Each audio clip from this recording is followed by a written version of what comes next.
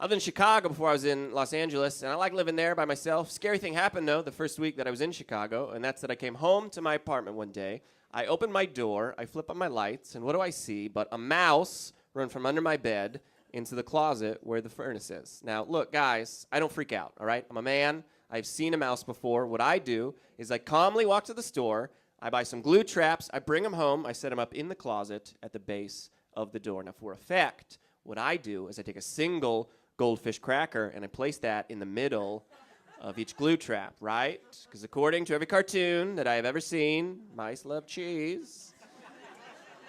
And according to my own personal research, goldfish crackers are the shit, okay? Now, let's jump ahead 2 days later, right? I come home that day, I open my door, check on my traps, see how we're doing, let's see what we caught, and I find that one of them is missing. Uh-oh, so I start scanning the floor trying to find it, and I find that it has moved from the front of the closet to the back right corner, okay? And I can see that there is no mouse on that trap. I can also see there is no more goldfish cracker on this trap. All that is on this trap now is a very large patch of mouse hair and skin. Yeah, and that is when I fucking freaked out, you guys. Because that means that I caught this mouse, right? That means that this mouse was lying there in the clutches of death and then just went, no. Not now. Not like this. And then just, ripped himself right off of that sucker. Which is impressive, because that's a mouse. There's no leverage there. That was all core and willpower this mouse used. This mouse just closed his eyes, pictured his family, and then screamed his wife's name as he tore himself away. He was like, oh shit, here we go, Maria! And then he was free to run out of my apartment, which is scary, because like I said, I'm not afraid of a mouse, but turns out, very afraid of some jacked P90X. 127 hours mouse just on the loose in my apartment. My mom was like, you should get a cat. And I was like, this is fucking way past cats, Mom. I can't get a cat. And there was coming home and finding a murdered cat that has been left out. It was like a message to me, okay? I've seen The Wire. I'm not getting a cat.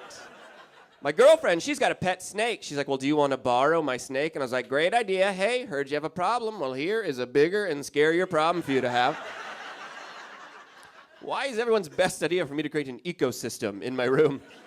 I know to get that mouse, probably the food chain. If we just hang out for a couple days, that ought to get it. Because everyone knows if you have a mouse, then you want to get a snake, and then a mongoose, and then an eagle. And then after that, just a larger eagle or a Native American with no hat. I don't know how you get rid of the eagle. Still brainstorming, still in brainstorming stages. I do know that I told my friend that story, and he was like, I don't know, dude. Sounds like you probably had a rat. And I was like, oh, a rat.